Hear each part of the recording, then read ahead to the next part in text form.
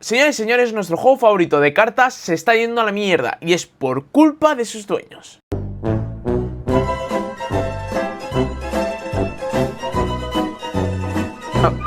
Si no has vivido durante los últimos años en una cueva, sabrás que Magic the Gathering es el juego más importante de cartas de la historia. Nació como una idea occidental, creada por un matemático, publicada por una empresa muy pequeña y pensada simplemente para entretener. Pero más de 30 años después, Magic se encuentra en el centro de una demanda judicial por causa de sus gestores de haber sacrificado el futuro del propio juego. ¿Por qué motivo? Pues por el de siempre. Un beneficio económico y a corto plazo encima. Para entender cómo hemos llegado hasta aquí, hay que recorrer la historia de Magic the Gathering, la relación con Wizards of the Coast y qué tiene que haber aquí Hasbro. Y antes de seguir con el contenido, si quieres apoyar un poquito más todo lo que hago, puedes adquirir tu producto de TCG favorito, ya sea sellado o cartas sueltas para tus mazos en Card Trader, que con su servicio de Card Trader 0 vas a poder ahorrarte mucho dinero comprando a diferentes compradores y en los envíos, ya que una vez lleguen todas tus cartas vas a poder mandarlas todas en un único paquete. Además, con el código de mágicos vas a ahorrarte un 5% en la compra. Ya sabes dónde comprar tu producto de TCG favorito. Y evidentemente, para acabar, la demanda que ha habido.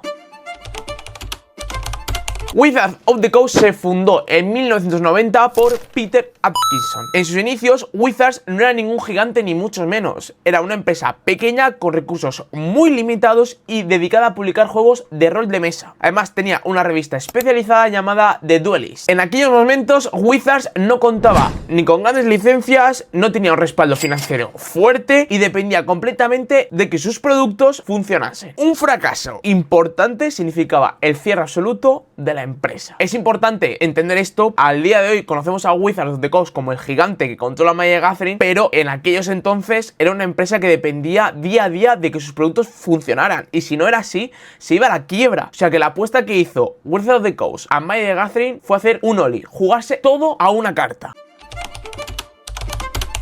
Y aquí es cuando entra el todopoderosísimo Richard Garfield. Nuestro colega Garfield era un matemático creador de juegos de mesa que quería un juego rápido, portátil, que se pudiera jugar en cualquier sitio y que no durase horas eternas como la gran mayoría de juegos de rol. En otras palabras, un juego de cartas para echárselas entre partidas de dragones y mazmorras. El prototipo de nuestro querido Magic the Gathering era Mana Clash. Mana Clash me recuerda a Clash Royale. El cambio de nombre fue muy acertado. Magic the Gathering, el encuentro mágico, me gusta mucho más. Nuestro amigo Peter Atkinson lo ve este juego y entiende el potencial que tiene. Ahora bien, tenía que hacer una apuesta increíble, pero entendió que Magic the Gathering no era solo un juego, esto era una forma completamente de cambiar los juegos de cartas. Así que Wizards of the Coast decide apostar todo por Magic the Gathering. Pero hay que entender que publicar Magic the Gathering no era una apuesta segura, ya que requería de mucho dinero, porque imprimir las cartas costaba dinero, distribuirlas costaba dinero y nadie sabía si el público entendería el modo en el que se juega. ¡Oh, no! ¡Oh, no! Si Magic fallaba, la empresa desaparecía totalmente. Pero, para sorpresa de nadie, el resultado fue inmediato. En 1993, Magic the Gathering se presenta en la Gen Con. Nuestro juego de cartas se agotó en horas. Las tiendas pedían más y los jugadores querían seguir jugando. Sin proponérselo, Wizards of the Coast había creado el primer gran juego de cartas coleccionable. Y así es como se empiezan a crear los primeros pilares de Wizards of the Coast.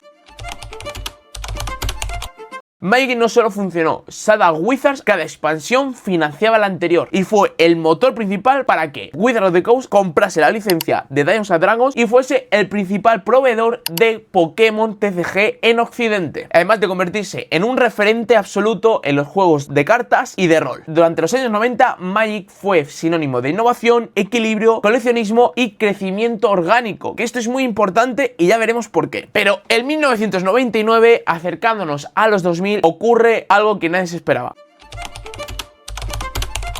La gran multinacional de juguetes entra en el tablero de juego, ya que Hasbro compra por 325 millones de euros Wizards of the Coast. Muchos no os sorprenderéis de que en ese momento se pagase 325 millones de dólares por lo que hoy en día es el gigante de los TCGs. Pero hay que entender que en aquel entonces los TCGs, si hoy en día es un nicho, en aquellos tiempos era el nicho del nicho del nicho del nicho. Hasbro ya empezaba a ver sus carencias, ya que los videojuegos pasaron a ser el verdadero gigante del entretenimiento y lo que movía en esa época millones de dólares. Entonces, apostar 325 millones a un juego de mesa, a una empresa de rol y de juegos de cartas, suponía una jugada también muy arriesgada, pero que para ninguna sorpresa resultó la mejor elección para el gigante multinacional, ya que Hasbro no compró solo Magic the Gathering, compró Magic the Gathering, Dragones y Mazmorras y en aquel momento era el principal proveedor de Pokémon TCG, que yo creo que evidentemente todo el mundo a día de hoy sabe cuál es la locura de las cartas de Pokémon y el dinero que se mueve alrededor de ese maldito juego de cartas. Y aquí viene el verdadero problema, pero también inevitable.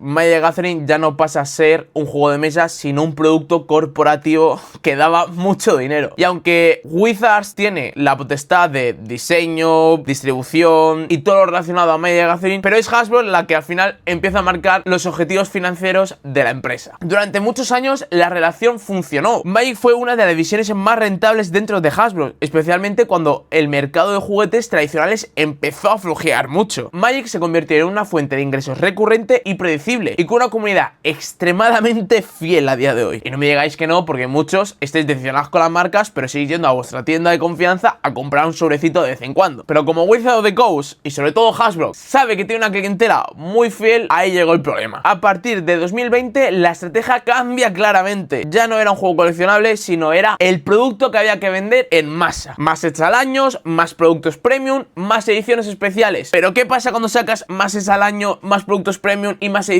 especiales? Pues que todo lo que los hacía único deja ser único. Abrumas el mercado, abrumas a los usuarios y tu gallina del huevo de oro pasa a ser una gallina más dentro de un mercado que a día de hoy está saturado. Magic pasa a tener un ritmo saludable en el que sus usuarios están muy cómodos, la gente le gusta un montón las colecciones que van sacando, a un Fortnite repleto de ediciones que no dejan descansar ni al mercado ni a sus jugadores. Según críticos y accionistas, Magic empieza a utilizarse para inflar ingresos a corto mediano plazo. Esto genera una saturación de mercado, como ya hemos dicho, una devaluación de las cartas existentes y pérdidas de percepción de exclusividad. Y si se pierde esa exclusividad, el precio de las cartas también baja. Porque si antes teníamos 3 reimpresiones de una carta que valía 500 euros, cuando de repente 10 ediciones después te imprimen esa carta otras 3 veces, esa carta que valía 500 euros con 3 reimpresiones ya no vale 500 euros. De repente te está valiendo 100. Entonces el mercado se está viendo muy afectado por lo que hoy entendemos cartas. Y habrá gente a la que esto le guste y habrá gente a la que no. A nadie le gusta el mercado especulativo de las cartas. Hasta ahí podemos llegar. Pero evidentemente Magic the Gathering no es un juego de cartas, es un juego de cartas coleccionables. Y una parte muy importante del coleccionismo de estas cartas es el valor de las mismas. Si este precio empieza a devaluarse, la parte del coleccionismo se pierde y por lo tanto solo es un juego de mesa como podría ser el Uno. Y nadie compra cartas del Uno, sencillamente se compra el juego de mesa y ya está. Y con la pérdida de exclusividad ya no solamente se refleja los usuarios, ya que el ser humano tiene una necesidad de urgencia a la hora de comprar producto único, para sentirnos diferentes, para sentirnos integrados o solamente para poder sentirnos únicos, ya que tú, fulanito, tienes una carta exclusiva de la que solo hay. Porque por eso mismo Post Malone compró la carta del anillo único por 2 millones de dólares. Porque si Wizards of the Coast el día de mañana en la edición de Hobbit te saca otro anillo único, créeme que el anillo que compró Post Malone no se va a volver a vender por 2 millones. Y si se vende por 2 millones es porque era de Post Malone. Pero ahora entramos al grosso, a la razón de la demanda. Aquí llegamos al punto más delicado de Wizards. Entre los años 2022 y 2023, Hasbro recompró acciones propias. Esto es una acción muy normal dentro de las empresas, pero hay que tener mucho cuidado de la forma y del motivo por el cual se hace esto. Una recompra es cuando una empresa compra sus propias acciones para elevar su precio y mejorar métricas financieras. Según la demanda, Hasbro había realizado estas compras cuando el precio de la acción estaba artificialmente inflado. ¿Cómo pasó esto? Gracias a ingresos extraordinarios generados por la sobreproducción de Magic. Si estos ingresos no eran sostenibles, que ya te digo yo que no lo son, el precio de la acción no reflejaba el verdadero valor de la empresa. Y recomprar en este punto podía constituir una violación del deber fiduciario, que para que nos vamos a entender es la obligación legal, ética de actuar en el mejor interés de la otra persona o entidad, en este caso Magic, priorizando sus intereses sobre los propios, los intereses de Magic a los accionistas de Hasbro. Esta relación se basa en la confianza y exige lealtad absoluta, confidencialidad, transparencia en conflictos de intereses y la debida diligencia en la gestión de bienes o asuntos ajenos. Después de esta gran leída a ChatGPT,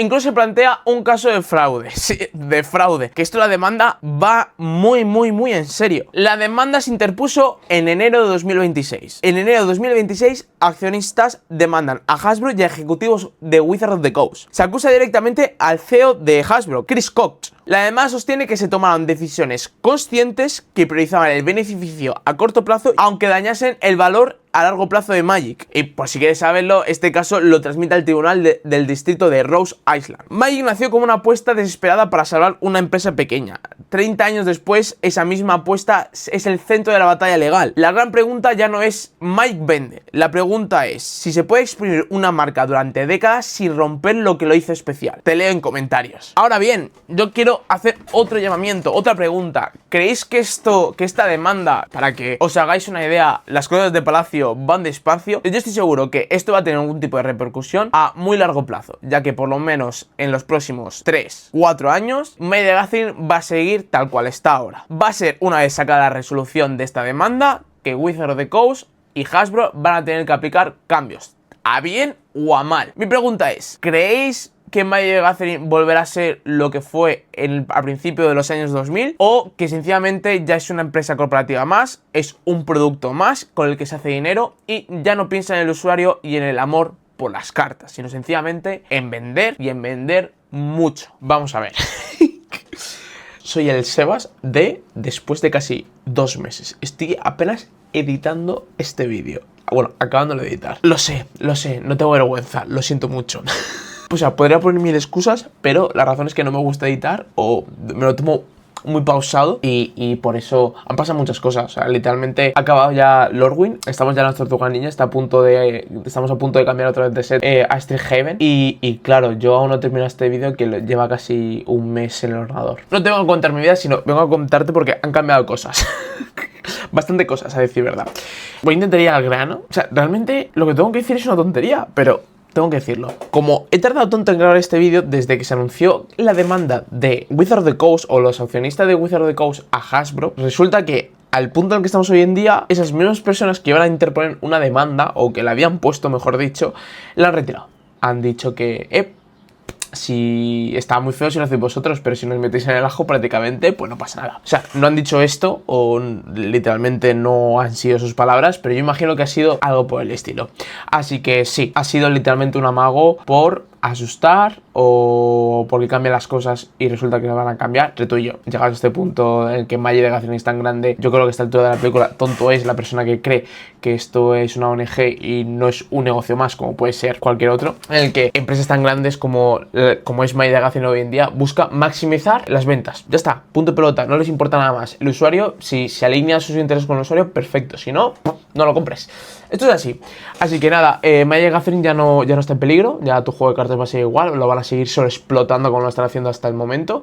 Así que pues supongo que es una buena noticia, no sé. Pero bueno, yo tenía que comentarte esto, porque al final, si el vídeo va de la demanda de Magic the Gathering y de repente no hay demanda, pues acaba el vídeo, ¿no? Y eso, o sea que no hay demanda. Magic, me vas a dar tantas alegrías y tantos dolores de cabeza, es increíble.